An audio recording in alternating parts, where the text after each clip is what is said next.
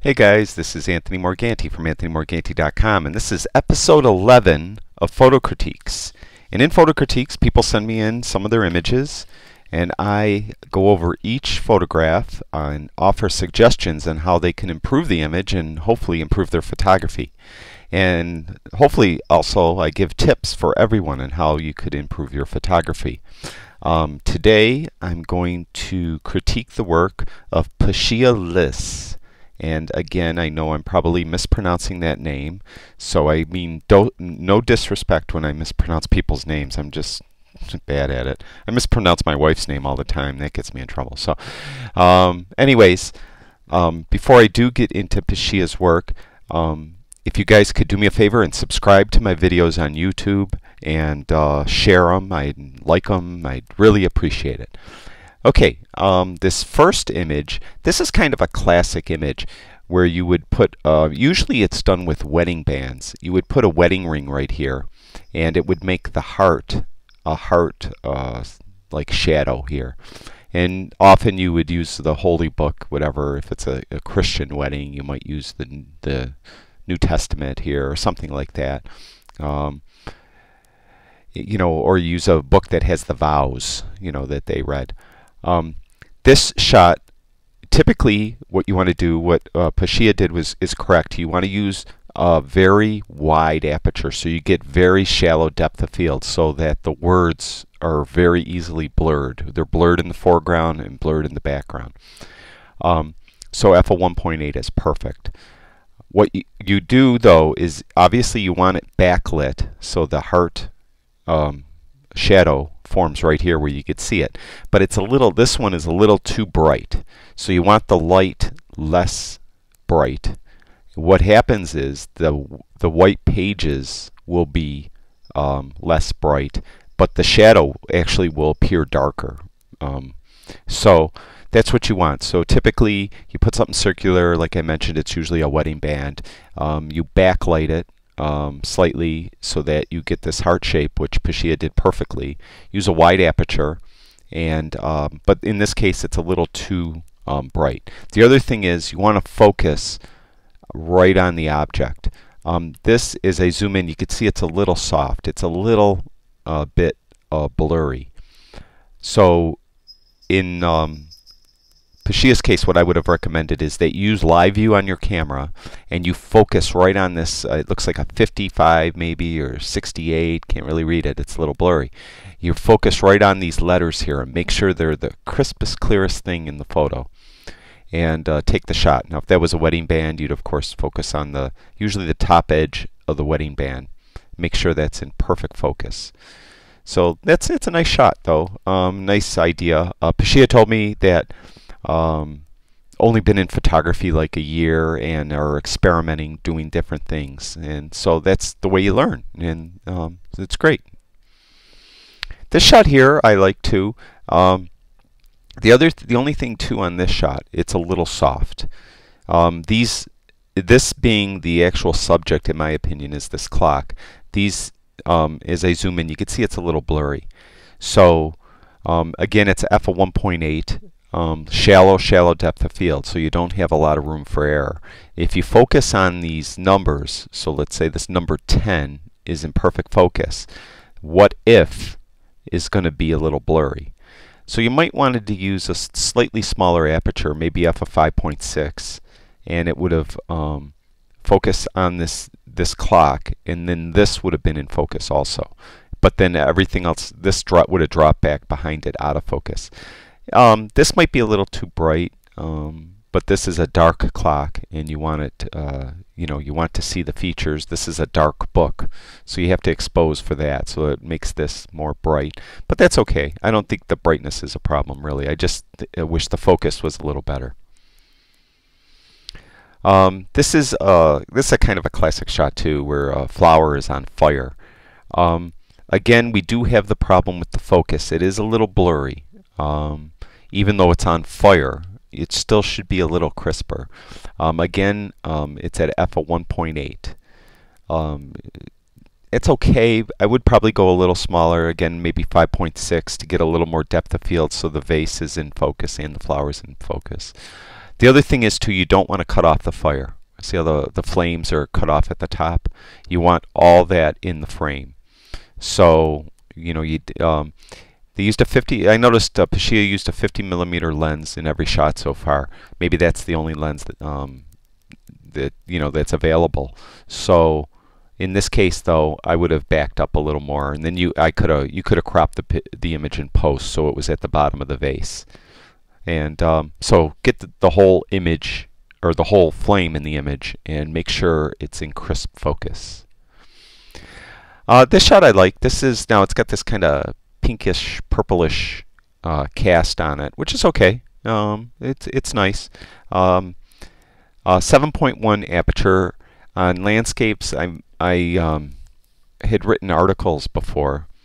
This is a 55 to 250mm lens, by the way. So this is a different lens.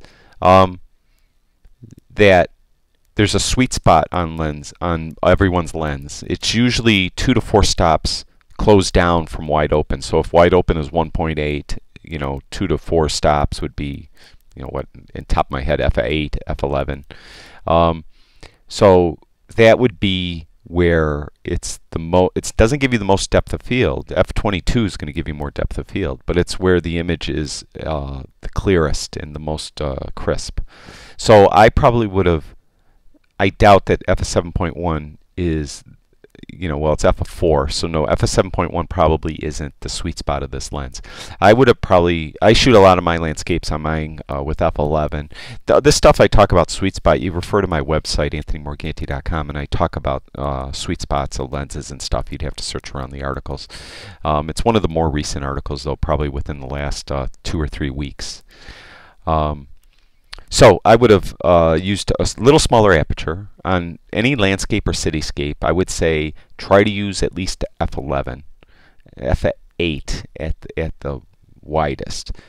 This is a twilight shot, so you know you're already at 1/15 of a second. So hopefully you're using a tripod, because if you used f8, you're going to be at, you know, 1/6 of a second. If you're at f11, you know, even 1/3 of a second or even less. So, or even, you know, so my point is to avert or to avoid camera shake, you're going to need a tripod. The other thing is now it is twilight, but this real dark area down here is a little bit distracting. I like everything else, though, the way you have it framed and everything else. Now, if you watch my Lightroom training videos, I talk about using brush strokes to add some interest to these areas that are just monotoned. You know, one color, one tone. So, you know, a little patch of light here and there, and it adds a lot. So I would refer back to my Lightroom training videos on that. It's very easy to do. The rest of the shot, though, is fine. I love the water. I love you know, the lights are done well. Everything's really nice on this shot. This shot here, I love the composition. Excuse me. The lone park bench here. The colorful sky in the back. A couple things is it's soft again. If I zoom in on the park bench, which in my mind is the subject of the photograph, you could see it's a little blurry. The sky, these bright areas are blown out. Usually want to avoid that. In this case, it looks okay, but if you didn't blow out these parts here, these beams that are coming out would have been more pronounced, because this part would have been darker. So these beams would have been a little more prominent. So you got to be careful. If you when you stage the scene, you take a picture, take a test shot, and Moose Peterson, a great, fantastic photographer, he calls them blinkies in your LCD. You'll see the parts that are overexposed, and you could set your camera up so they'll blink and tell you. This would all be blinking. And then what you would have to do is you would have to use a faster shutter speed or a smaller aperture. And so you avoid these. You might then be underexposing this, but you could bring that out in Lightroom, and that's called exposing for the highlights. I have an article on my website, and that again has been probably in the last week or two if you want to check that out. exposing for the highlights. I explain how to do that. So far, two things. I would make sure that you have tight, crisp focus on this chair. I would avoid having any areas that are blown out, in the sky especially. You don't want these clouds blown out.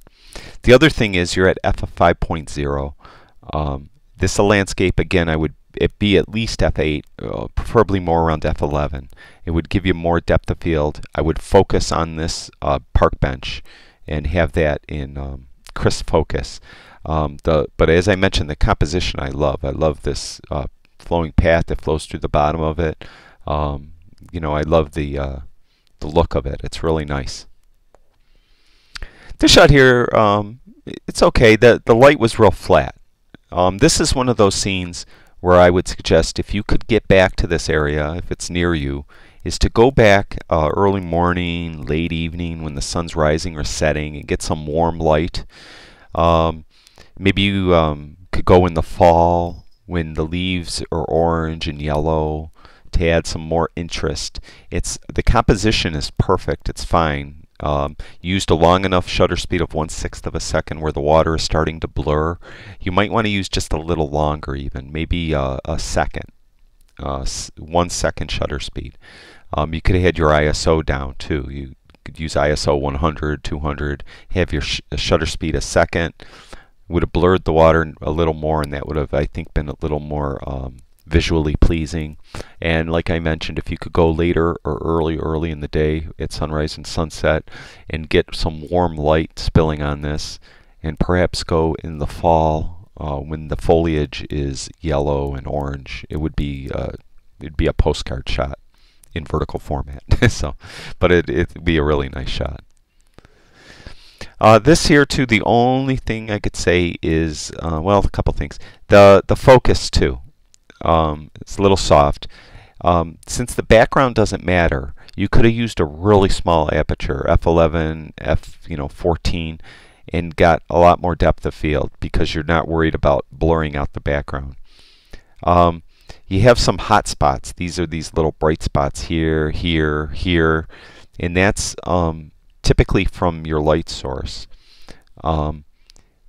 If you tend to get hot spots like this if your light source is it's kind of the opposite of what you might think. If your light source is further away, it will tend to give you these little hot spots. If you get the light source closer and turn it down so it's not as bright, it will envelop the subject better, and you won't get these hot spots, and it will fill in these nooks and crannies. So you want to get the light a little closer, and you want to turn down its intensity. And so if you're using a flash and you're at 1/2 power, you might even want to go to 1/16 of a power and move it very close. And again, the focus. You want to focus on this in this subject. I would focus right in here. I would probably use around a f11 or to f14 f-stop to get a real comfortable depth of field. So this part in the foreground is in nice focus, and this part in the background is in better focus. And I believe that's it. And I really thank PaShia for sending in the photographs. They're fantastic. Really, only been taking into photography for a year, and as you look at these, you already have like the eye to develop a scene. You just little technical things which are easily corrected. You could probably correct these in a day, and it'll be fantastic. The main thing that was common in all of them, though, was focus. Make sure you get your focus a little crisper, and common in a lot of them was to close down your f-stop a little more. In this one, it's not the case though. f1.8 is perfect for this, but on the other ones, I would use a smaller f-stop if at all possible. So that's it. If you guys are interested in me critiquing your work, you could always send them to me. I was saying 3 to 10 images, but if you could send 3 to 5, it would help, because I've got so many critiques and I'm so far behind, and I can't do critique every day. It's just not that super popular, and it would drive people away. I want to spice up my website with critiques, not have it dominate. I hope you could understand that. So send me 3 to 5 images to critiques@anthonymorganti.com. If you can't remember that, go to the website. Go at the top. You'll see a header, critiques. Click on that. Scroll all the way down to the bottom, and there'll be information down there on the bottom on how to send me photographs. And I really appreciate everyone subscribing to my YouTube channel, visiting the website. It's been overwhelming, and I'm not exaggerating one bit. I've only been doing this like 6 weeks, something like that, and I've really been overwhelmed with how kind everyone's been, and I'm very appreciative of everyone, their kind support. And if you haven't already, if you could subscribe to my YouTube channel and share the videos, I'd really appreciate it. And that's it. Until episode 12, you guys take care.